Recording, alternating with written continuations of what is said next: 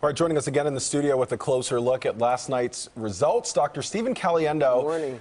A very good morning to you. It's always great to have you in here breaking down what happened. So first up, Ohio Governor John Kasich saying that he still exceeded expectations. So do you think he still has a leg in this race, and what does he need to do to kind of drum up the support? Well, it's always about expectations. It's about whether you fall short, whether you exceed expectations. So that's an appropriate frame for him to invoke, although it's difficult to sort of see him winning outright. But a lot of people, a lot of mainstream Republicans, and a lot of pundits and analysts think, including me, that he has the best chance of beating Hillary Clinton.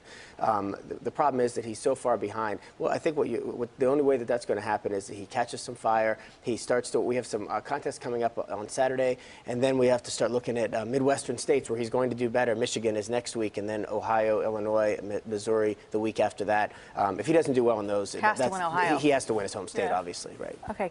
One more question. I want to take kind of a larger look at this. Okay.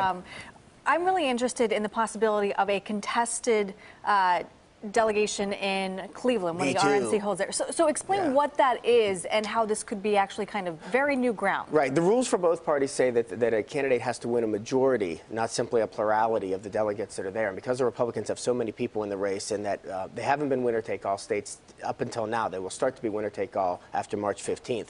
Lots of candidates are collecting delegates along the way. And so it's possible, it's likely that Donald Trump will enter Cleveland with more delegates than anybody else. But if he doesn't have a majority, he cannot secure the nomination unless some of the delegates switch and support him later. You might see then, if the rules change, there's a rules committee that will meet on the first day of the convention. They can release delegates earlier than they had than they would otherwise do, or if candidates decide not to release delegates, and then everything could completely this break could be the end of the Republican Party as we know it. Yeah, I mean, it could change a lot. We haven't had a broker convention in a long, long time because we have this front-loading system with a lot of money in politics, and the rules are sort of favored establishment candidates. But these rules that were put in place after the last election to favor an establishment candidate for the Republicans have completely backfired on them, and this is the guy they're looking at, and it's not the one they want. Very, very interesting. And you're going to be there. That's so exciting. Yeah, that's right. Yeah, I like to go to the conventions. Thanks, Dr. Caliendo. Well, we're going to be checking in with you coming up at 6 o'clock again. Sounds good. So thank you again.